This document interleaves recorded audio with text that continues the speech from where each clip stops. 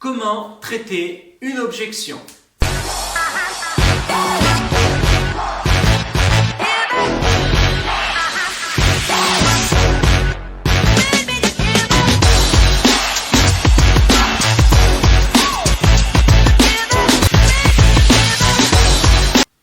Au préalable, je vous invite à vous abonner à cette chaîne en cliquant sur le petit bouton rouge s'abonner. Alors comment on traite une objection?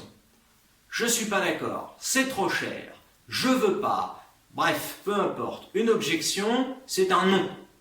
Donc, la priorité, c'est de dire « Oui, monsieur le client, je vous comprends. Je ne suis pas d'accord, je comprends tout à fait.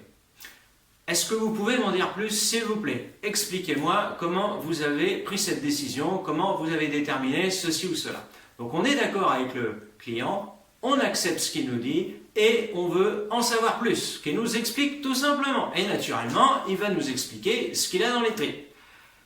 Au-delà de ça, on va dire, est-ce qu'il y a autre chose? Je suis d'accord avec vous, je vous comprends comme je vous comprends. Est-ce qu'il y a autre chose qui vous gêne? Est-ce qu'il y a autre chose qui vous empêche de signer? Est-ce qu'il y a autre chose qui nous empêche d'être d'accord dès maintenant?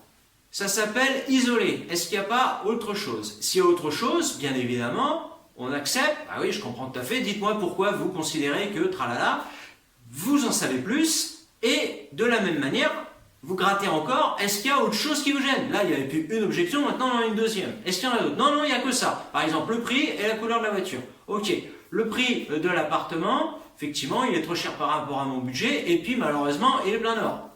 Alors, on a préféré qu'il soit plein sud. Effectivement, il est un peu cher et il est plein nord. Ça, je ne peux pas changer l'orientation. À part ça, est-ce qu'il y a quelque chose d'autre qui vous gêne? Non, non.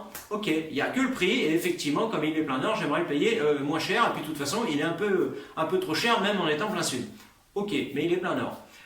À partir de là, on dit, bah écoutez, monsieur le vendeur, si on arrive à se mettre d'accord, si j'arrive à trouver un prix qui vous convienne, en sachant qu'après, je peux trouver des solutions pour l'orientation, mais je ne peux pas faire tourner le logement, est-ce qu'on est d'accord si j'arrive à trouver une solution pour vous satisfaire? Est-ce que vous l'achetez si le prix est correct et que je vous trouve une solution? Bah oui, si vous me trouvez des solutions, oui, oui, je suis d'accord. À partir de là, on préclôt. On répond à l'objection sur le prix. À quel prix seriez-vous prêt à acheter? Et là, on obtient une négociation sur le prix. Pour l'orientation plein nord, voyez les avantages. En été, c'est moins chaud.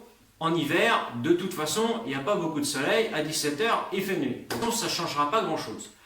L'avantage, c'est que justement, ça vous permettra de négocier dans votre offre que nous allons rédiger ensemble en justifiant le fait, et le vendeur le sait très bien, qu'il est mal orienté. Logement plein nord, bien évidemment, se vend moins cher qu'un logement en plein soleil, plein sud, qui est quand même beaucoup plus joyeux, beaucoup plus éclairé et qui nécessite effectivement moins de chauffage l'hiver. De manière toute relative. Voilà comment on traite une objection. On est d'accord, on pose des questions pour savoir s'il n'y a pas autre chose.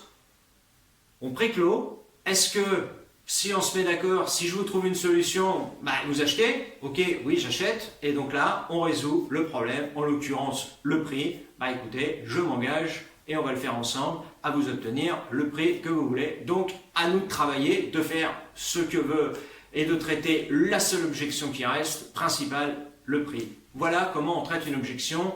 Ne jamais se braquer, toujours aller dans le sens du poil. Un chat, si on ne le caresse pas dans le bon sens, il vous griffe.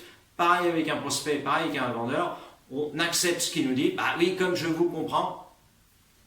Chacun a sa façon de voir les choses. En revanche, nous, ce qu'on veut savoir, c'est ce qu'il y a derrière, pourquoi il pense ça et est-ce qu'il y a autre chose. Voilà.